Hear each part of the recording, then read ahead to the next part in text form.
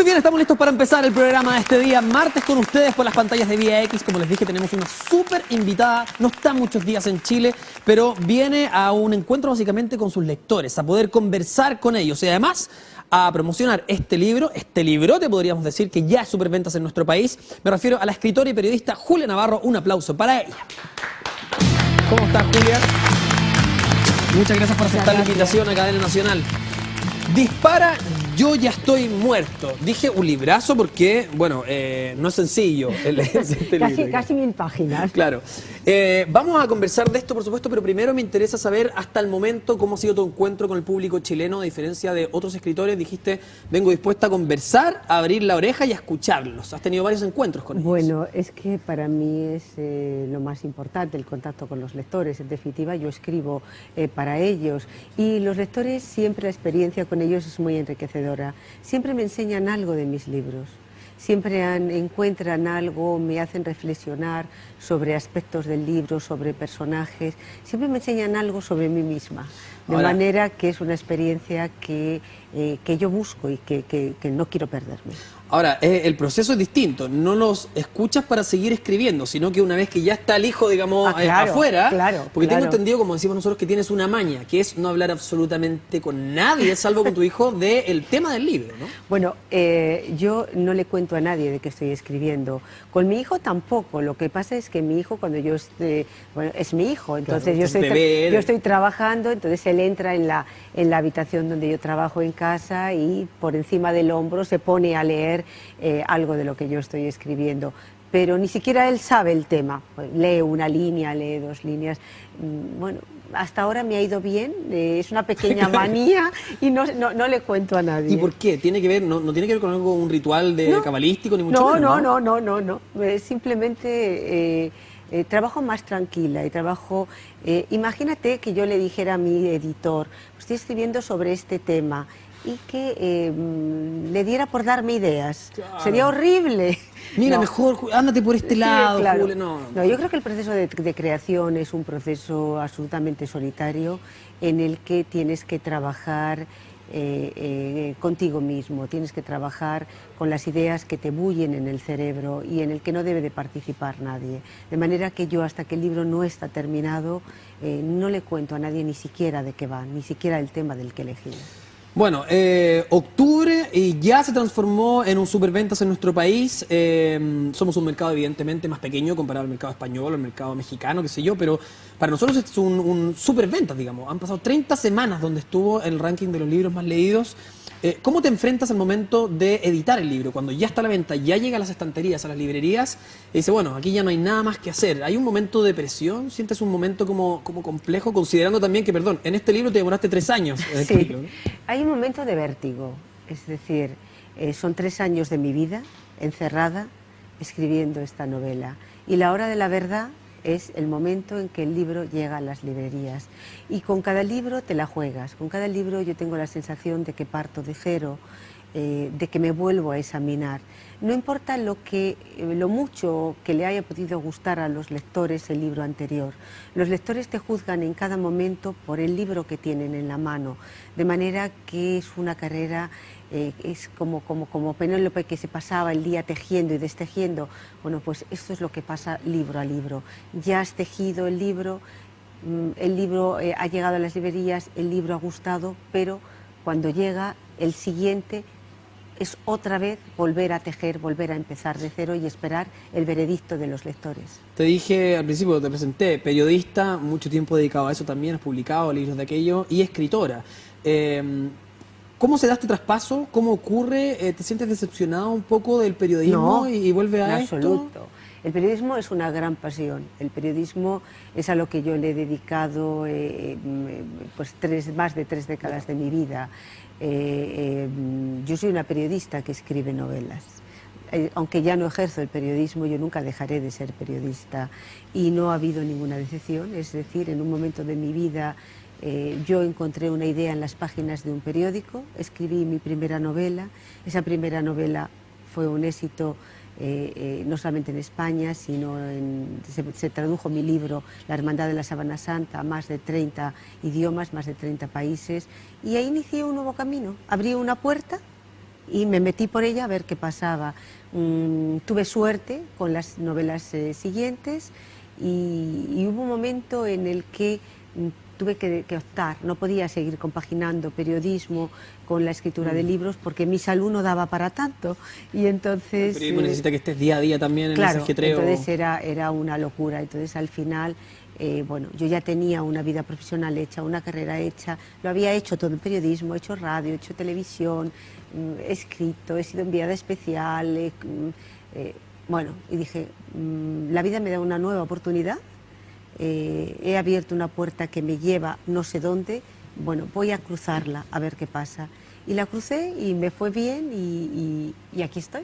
Vamos con esto primero, Julia, Dispara, yo ya estoy muerto, que aborda el conflicto árabe-israelita.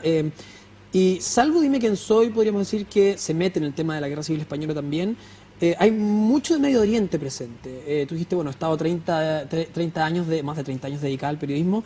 ¿Qué hay con eso? ¿Qué es lo que es como un imán para ti, me imagino, con este tema que cruza tu literatura? He viajado mucho a Oriente Medio, he tenido que cubrir muchos acontecimientos en Oriente Medio, de manera que es una zona que conozco, iba a decir bien, pero nunca me atrevo a decir que conozco algo lo suficientemente bien. Es una zona en la que he estado muchas veces, he conocido mucha gente, he cubierto muchos acontecimientos, he escuchado muchas historias, he sido testigo de muchas cosas, entonces es un lugar en el que me siento que tengo una ligazón especial. Pero hay algo que te llama a volver también. Sé que tienes que ir y recorrer todos los lugares de los que escribes, digamos. Yo cuando estoy escribiendo una novela, siempre voy a los escenarios donde va a transcurrir las escenas de mi novela, porque necesito ver esos lugares con otros ojos. No con los ojos de la periodista que un día estuvo, sino con los ojos de los personajes. Y siempre vuelvo, siempre voy a los lugares donde transcurre mi novela. Esta novela transcurre no solo en Oriente Medio, también en Rusia, en San Petersburgo, en Varsovia, París, Londres. Bueno, pues son ciudades que las tengo por la mano, pues están como, por decirlo de alguna manera, cerca de casa, pero bueno, necesito ir, necesito andar por los lugares donde van a andar mis personajes, sentarme en los lugares donde se van a sentar, ver los paisajes que... Además que es interesante porque siempre puede funcionar como una buena excusa para seguir viajando, digamos, decir, volviendo a esos lugares. La verdad es que a mí me encanta viajar y tengo la suerte que a mi familia también. Tanto a mi marido como a mi hijo les encanta viajar, de manera que siempre les doy la excusa perfecta para que me acompañen. Respecto a esto, los conflictos que se presentan también en tu literatura, ¿a qué conclusión llegas? Al parecer nunca hay triunfadores en este tipo de conflictos y además tampoco nunca hay un final claro, decir esto se acabó, porque al final los conflictos que uno ve donde media la fe es muy complejo poder sacar algún tipo de conclusión. Fíjate, el problema que hay en Oriente Medio es un problema exclusivamente político. Hay mucha gente que cree que es una cuestión religiosa, no lo es. A judíos y palestinos los que les separa son tres problemas fundamentalmente. La capitalidad, que es Jerusalén, ambos la reclaman. El regreso de los refugiados. Los palestinos quieren que regresen todos, los israelitas quieren poner un número determinado y luego unas fronteras seguras para cada uno. Y luego hay un cuarto elemento, hay una parte del pueblo palestino que está dispuesto a reconocer y de hecho ha reconocido a Israel, pero hay otra parte que lo encarna Hamás, que está considerada una organización terrorista por todos los organismos internacionales, que hasta ahora se ha venido negando a reconocer el Estado de Israel. Entonces, pero todos esos son problemas políticos y yo siempre creo... Pero cuando se reclama una capital, ¿no extrapola lo político? ¿No hay ahí también objeciones que tengan que ver con la fe? Sí, pero eso en una mesa de negociación se resuelve. Es decir, yo creo que los problemas políticos siempre tienen solución y el problema de Oriente Medio estuvo a punto de solucionarse. Isaac Rabin y Yasser Arafat impulsaron los famosos acuerdos de Oslo, se dio un primer paso hacia la paz. Lo que pasa es que siempre, a veces en determinados procesos, siempre hay una mano negra.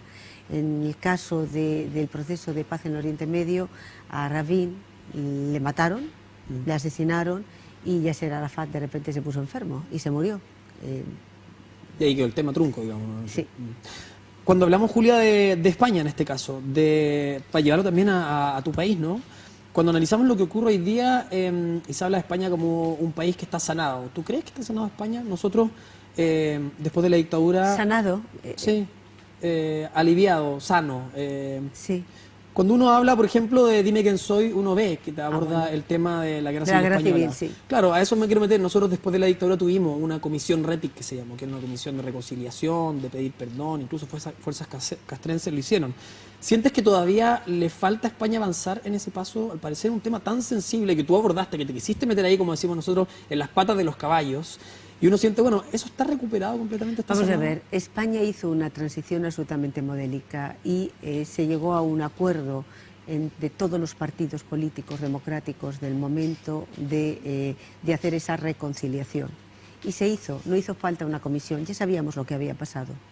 Es decir, Sí, no claro, hacía falta no, investigar, volver a- porque es que ya sabíamos lo que había pasado, ya sabíamos que había habido un golpe contra el poder legítimo que era el de la República, es decir, desde el punto de vista histórico ya sabíamos lo que había pasado y hubo un acuerdo en el que participaron todas las fuerzas democráticas, el Partido Socialista, el Partido Comunista, los partidos de derechas, yo creo que las cosas se hicieron razonablemente bien. Siempre pueden quedar flecos, por ejemplo, hay un tema que todavía despierta mucha sensibilidad, que es el de las personas fusiladas que fueron enterradas, no se sabe dónde, que fueron enterradas en las cunetas de las carreteras. El deseo de sus familiares de recuperar y de decir, a mí eso me parece que es de justicia y que eso se tiene que hacer y que se empezó a hacer. Pero seguramente no se han dado los instrumentos necesarios para que eso se haga con las garantías y la celeridad que requieren los familiares de esas víctimas. Bueno, yo creo que los familiares tienen todo el derecho y tienen que tener todos los medios y el Estado tiene que darles todos los medios para que se abran esas zanjas y recuperen a esos familiares que fueron asesinados durante la Guerra Civil. Entiendo, pero lo que me está diciendo es que si quedan grietas no son mayúsculas, digamos, son asuntos menores que se pueden resolver. Yo creo que digamos. eso nunca es un asunto menor, o sea, cuando tú tienes a tu abuelo o a tu padre enterrado en una zanja no es un asunto menor. Pero digamos que el gran pacto de la transición, Eso me refiero, que ya está está hecho, eso está cerrado y la mayoría de los españoles es un capítulo que hay que conocer, porque si no conocemos la historia... Se va a repetir. Y no solamente eso, no sabremos quiénes somos y no sabremos por qué somos lo que somos. Entonces la historia hay que conocerla y a la historia hay que acercarse simplemente, ni siquiera no con afán de revancha, sino con afán de decir, oiga, ¿qué es lo que sucedió? Todos tenemos derecho a saber lo que ha sucedido en cada momento en la historia de nuestros países. De ahí parte del título también asertivo, que es como dime quién soy, en el fondo. Tiene esa relación. Sí, entonces yo creo que ese es un derecho que tienen los ciudadanos. En el caso de España, sabemos, pero quedan esos flecos que, aunque sean flecos, no por eso es menos doloroso.